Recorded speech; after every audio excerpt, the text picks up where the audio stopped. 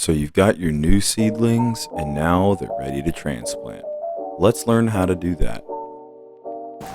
So you've been slowly preparing for the day that your seedlings are finally ready to put into your garden, and you're wondering when is the right time to put them in.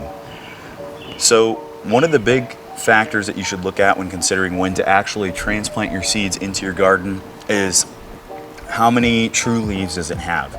So whenever your seed initially sprouts and creates your little seedling, it shoots out these two little leaves here. Every plant relatively does the exact same thing, and they're called cotyledon leaves.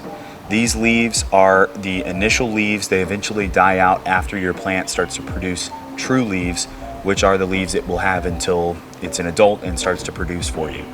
So once your plant has about 2 to 3 true leaves, so you can see here the difference. I have an heirloom squash here. The difference in the cotyledon leaves, which are these two, these round ones, and then these true leaves that are starting to come out of the center. This one has 2, but it has a few more that are getting ready to come out here pretty soon. So this seedling will be ready to transplant pretty much right now. Another thing to really look out for is the weather.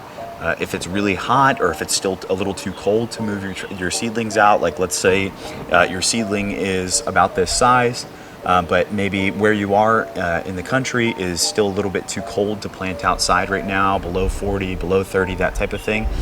Then it's best to maybe just transplant it to a slightly larger container if you have one or something like that to allow it to continue to grow and progress. A really important tip for good soil when planting seedlings or young plants is to have a soil that's very particulate or just a little bit more fine and not so many big chunks to help those roots grab on and hold on tight and develop correctly. Before planting, now is the time to add some Dr. Earth Root Zone Dry Fertilizer. Add the recommended amount and really get it into the soil, because this will be your one chance to make sure it's all the way down there. Getting this fertilizer deep into the soil before you plant is really important to help the roots develop properly. Now that you have all those fantastic mycorrhizae fungi, other beneficial bacteria and organisms, and humic acid mixed deep into your soil, it's time to make a little pocket and plant. Notice how I'm leaving about 3 to 4 inches from the top of the container so I can add fertilizer, a little more soil as the plant grows bigger, and to make sure I have a little reservoir where the water and soil won't spill out when I come to water the plant. Whether you're growing in the ground or in a container like I am here, this method will work wonders for your seedlings. If you're going to be growing in a regular planter or in the ground, it's really important to dig up the soil with a rake and loosen up the soil before you start to add any of that dry fertilizer to make sure that it gets really good and mixed in there. Loosening up that soil also makes planting a little bit easier. It's always best to look up a spacing guideline online for how far you should space your plants apart.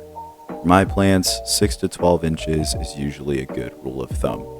It's really important to fertilize every few weeks, and with fertilizers like the Dr. Earth Pump and Grow series, it's a lot easier, as all you have to do is pump a couple times and then water.